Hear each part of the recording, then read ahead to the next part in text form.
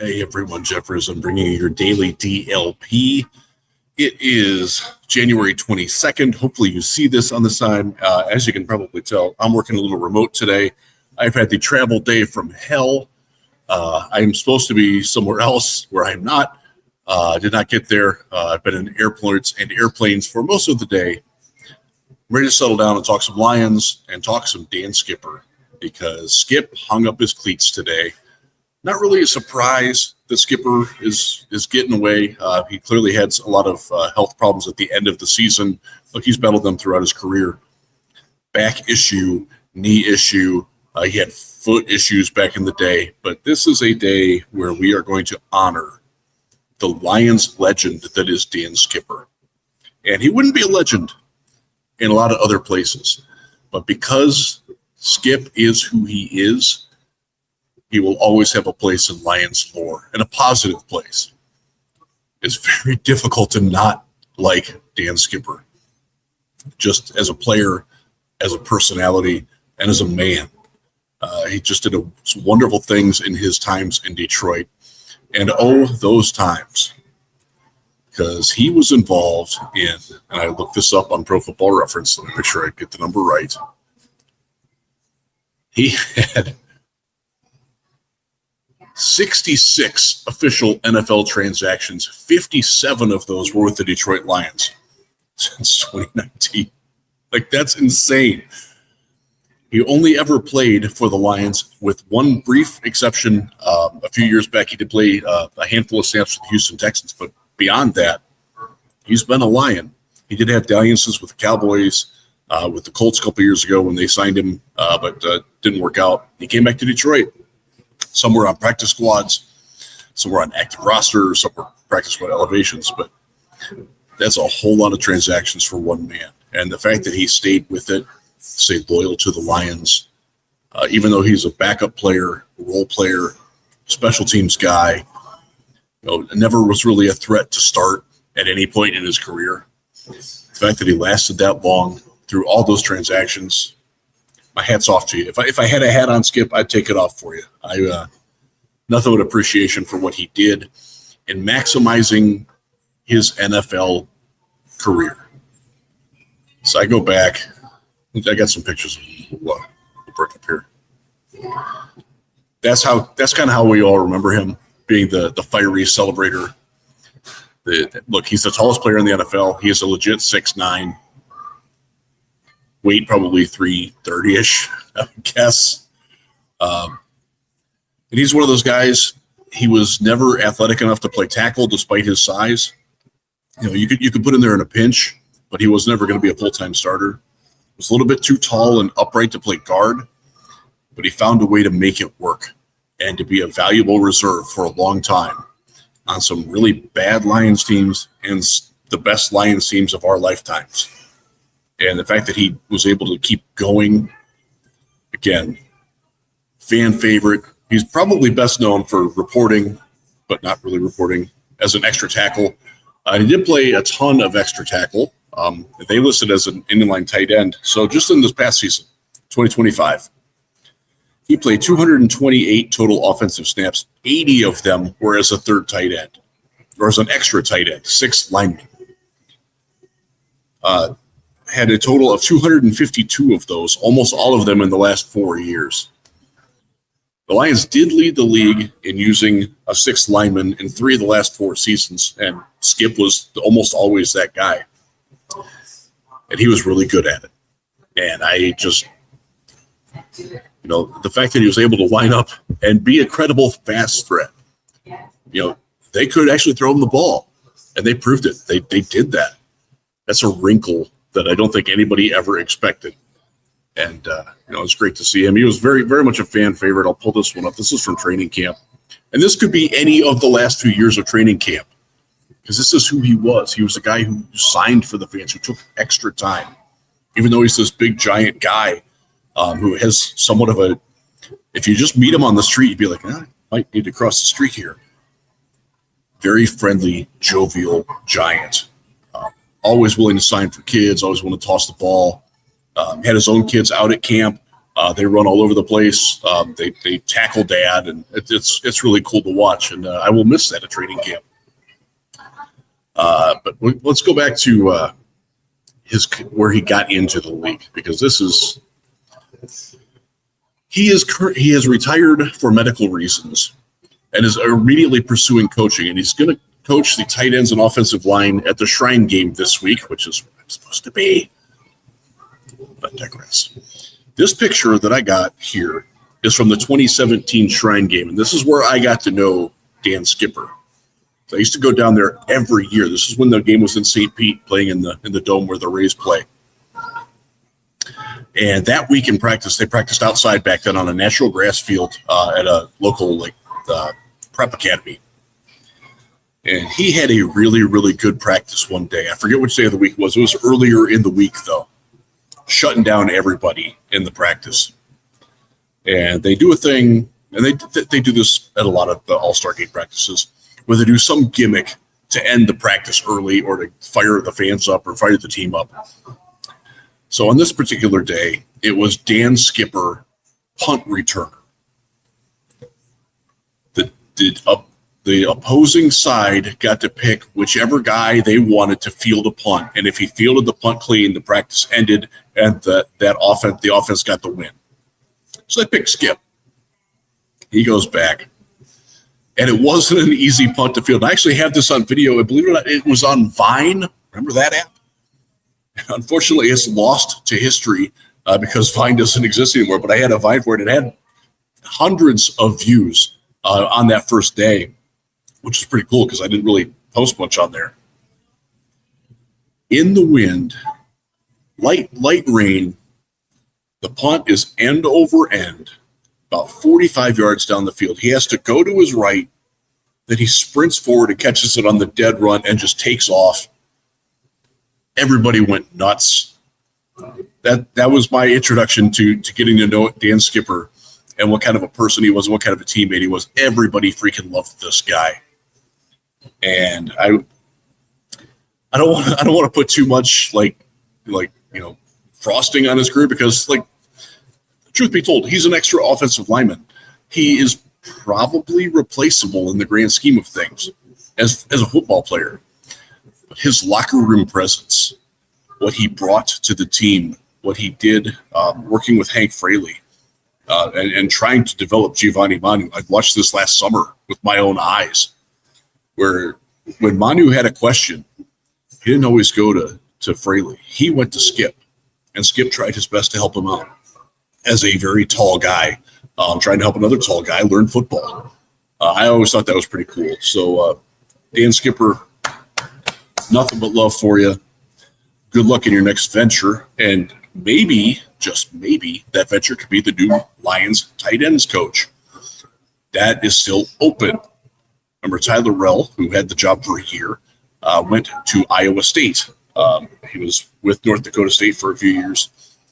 Came to the Lions, became the tight ends coach, was a pretty good one too, and then left and went back to Iowa State, where he is the new offensive coordinator for the Cyclones there. So that's still an opening. Would Dan Skipper be able to do that job? I don't know, honestly. I would like to see him at least get maybe as an offensive quality control assistant that works with the tight ends or an offensive lineman. That can certainly work. That's a position that I think could be carved out for him, even if because look, he just played. He's 32 years old. It's a little young to handle with a new offensive coordinator coming in as well. Not sure that making him the tight ends coach, straight up coach, is the best fit, but stranger things have happened in the world, and I'm not terribly opposed to it. So I wouldn't hate that. I'm just gonna bring this one back up because I love this picture of Skip. That is Dan Skipper, man. We do still need a tight ends coach. Drew Petzing, the new offensive coordinator, was once a tight ends coach for the Cleveland Browns. He's coached a lot of different positions on the offense. I'm curious as if he's going to bring in his own guy. And by the way, I don't know who his own guy would be. I have not dug that deep. The Browns turned over coaches like Taylor Swift changes outfits at concerts, so you never really know and who's connected to what there. Baker Mayfield had 9 coaches. offensive coordinators, quarterback coaches in his 4.5 years in Cleveland. I mean, that's where that franchise is. So there's not a lot of stability. I'll be truthful. I don't know who the tight ends coach for the Cardinals was under Petzing. You should probably know that. That could be the guy. I don't know. It feels like they fired everybody there. But that is an opening.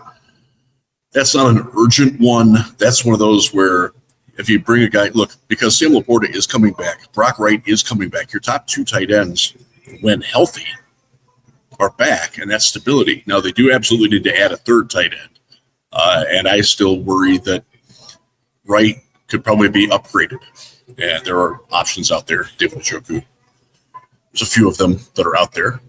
I like Chief because I know that he worked with Drew Petzing, and Petzing sort of made him. I said this the other day. For a long time, Browns fans felt of David Njoku the way Lions fans felt about Eric Ebron. And then Petzing got a hold of him, and I think it was his 4th year, 2017. Yeah, fourth season. And Njoku blossomed and has stayed relatively blossomed. He's still a little inconsistent at times, but he really became a very good blocker and a much better, more reliable red zone threat. And that's sort of what the Lions need. So I'm not opposed to bringing Chief in at all. He's an interesting cat too. I think he would fit well in the locker room. There's a lot of options. We'll get to the exploration of free agents and draft stuff that's coming. A lot of reaction about Drew Petzing. I'm going to reflect back on this for a little bit. I thought Bish and Brown did a fantastic job of breaking things down, of what Petzing brings, what he doesn't bring, the fan reaction to him, which has been a little off-putting, honestly. And I understand that this is not a guy that most people had heard of before Monday. That's fair. We tend to fear what we don't know. We mock what we don't understand. The famous line from Stripes, "For spies like us." One of those DNA. I can't keep track. Too many things going on. But I think there's a lot of that going on. And you look at the Arizona Cardinals and like, God, they're terrible. Well, I kind of covered that in the last video, so I don't want to get too deep into that. But I want to talk a little bit about the fan reaction because it does feel like everybody had their heart set on Mike McDaniel. There's a TV on over there that's got the Seahawks game on in the background, and it's really throwing me off. My apologies. He was one of the 2 guys that I really didn't want. And I think that just because everybody had heard of him and because he's trumpeted by so many people that a lot of people listen to as this massive offensive guru, that's not the impression I got in watching him coach in the 2 days in joint practices and in talking to people who cover the Dolphins on a day-to-day basis. One of the things that they brought up specifically was how often he froze up and just couldn't make a decision in a game. Got this from 2 different people that cover the team, independently of one another. He's just prone to brain freeze or brain lock, where they'll either burn a timeout that they don't need to burn, or they'll run a play clock off, or Tua will audibilize into a bad play because that's kind of the quarterback that he is. And that should be something that's concerning for Lions fans. It's like they've never heard. I'll use the we collectively. We have never heard negative things about Mike McDaniel the way that you would expect to hear about a guy who got fired and didn't have a very good offense. By the way, Petzing's offense were better each of the last 2 seasons. And I dare you name their starting offensive line. I gave you a cheat sheet in yesterday's show. If you want to criticize him for not developing Marvin Harrison, that's fair game, man. He's probably the only Cardinals wide receiver that you've heard of.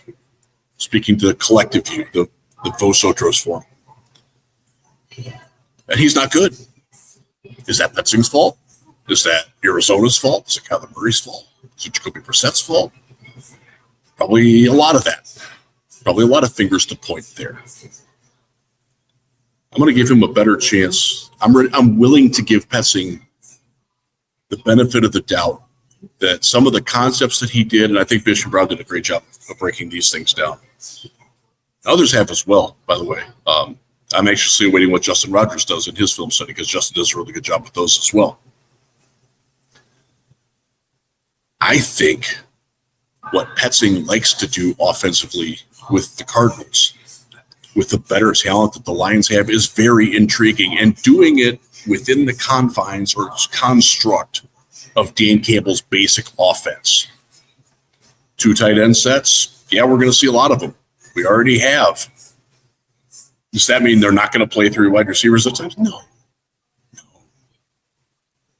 Just to harken back to Skip real fast, one of the stats that I've seen going out there is that the Cardinals were 3rd in the NFL in using 3 tight end sets, and they used them, I believe it was 9.8% of the time.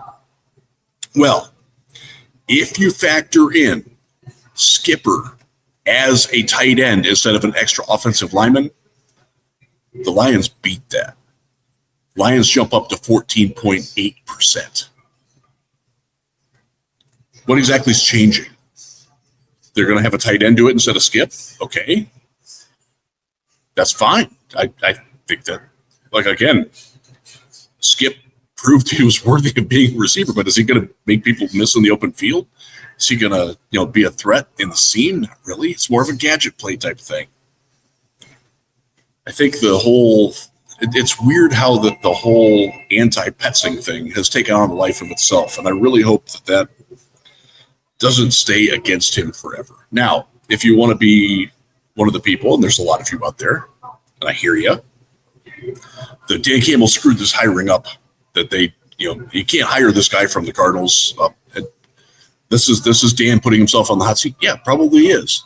He does need to get this one right.